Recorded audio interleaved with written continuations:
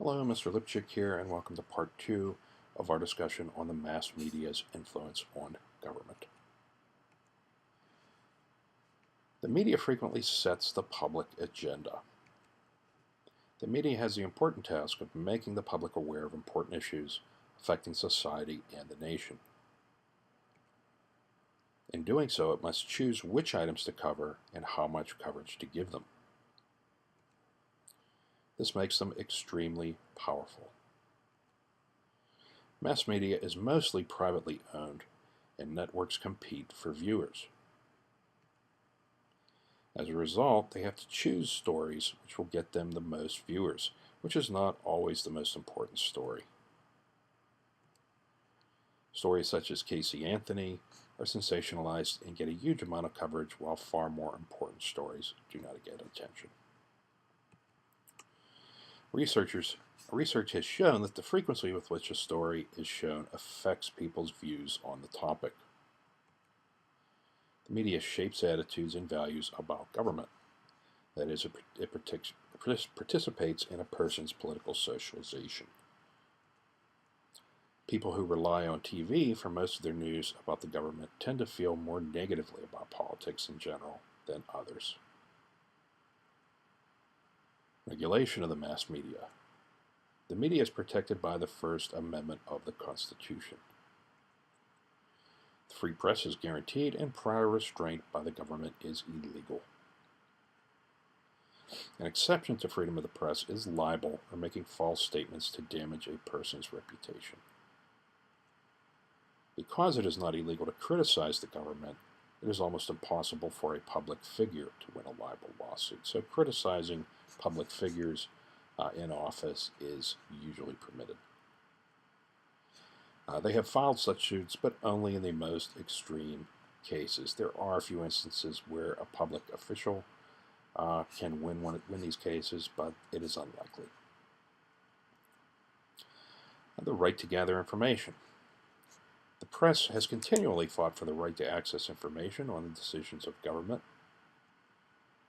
Court rulings have had mixed results.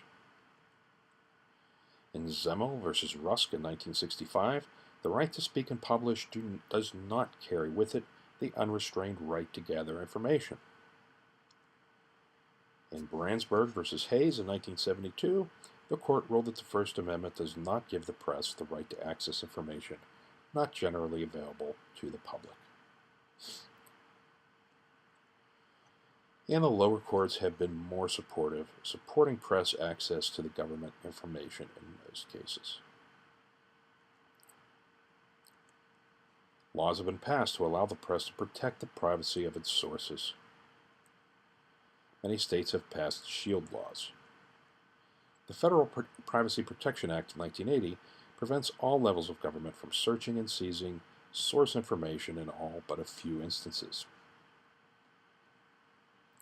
It is important that the privacy of the press sources be protected, otherwise people would not provide them with information that the public needs to know. Regulation of the broadcast media. The Federal Communications Commission, FCC, was created in 1934. It regulates interstate and international communications by radio, telephone, telegraph cable, and satellite. The FCC cannot regulate content, but can fine stations and not renew their licenses if they do things that are inappropriate. Under President Reagan, the FCC deregulated much of broadcasting. It eliminated the fairness doctrine, which was something that required broadcasters to give airtime to both sides of controversial issues. In 1934, the FCC created rules to prevent the concentration of media ownership by a few people.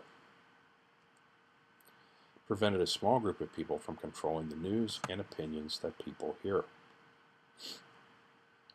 Telecommunications Act of 1996. In response to different forms of media technology, wanting to combine their efforts, this law was passed. It allowed cross-ownership of cable and broadcast outlets. And it removed limits on how many TV stations a company could own, as long as it remained no more than 35%. The goal was to increase competition and diversify ownership, but it had the opposite effect. It ordered the broadcast media to create a rating system for TV and required televisions to contain the V chip to control child access to inappropriate materials. It applied to obscenity laws to the internet, but this was struck down by the Supreme Court in 1997 for limiting free speech. Media and national security. There's always been tension between the government and the media regarding information related to national security. The government calls some information classified and withholds it from the media. Military strategies would be an example. Media access to war coverage has varied throughout the years. During the Vietnam War, reporters roamed the battlefield, and images of suffering and destruction helped to end the war. During the 1990-91 Gulf War, access to the battlefield was limited to a few embedded reporters. The government and the Internet. Key features of the Internet is it is widespread, reaching millions of homes. Unlike other media, it is interactive, allowing people to find each other and organize. It is global and accessible to people around the world. The Internet has become a source of political information for voters. Political websites have become important sources of information on important issues. Many websites are partisan, however, meaning that they offer information based on a point of view: conservative, liberal, pro-gun, etc. Voters can track legislation in both houses by using thomas.loc.gov, a good website so you can see what's going on in your government. Individuals can sign up for electronic mailing lists and get action alerts to call their members of Congress when important votes come up. Citizens can pay bills, fill out forms, and find jobs and communicate with officials on the web. And some states are even experimenting with online voting. The Internet and citizen participation. Email lets people quickly and easily send messages to their legislators. Petitions can be signed online. Grassroots organizations form online to elect candidates and address issues. And voters can volunteer online. The Internet and public policy. The government has tried to regulate offensive content on the Internet. The Supreme Court has upheld that this interferes with free speech. The government has considered requiring e-commerce companies to pay state sales tax on the products they sell over the Internet. The Supreme Court and Congress have not supported this requirement, however.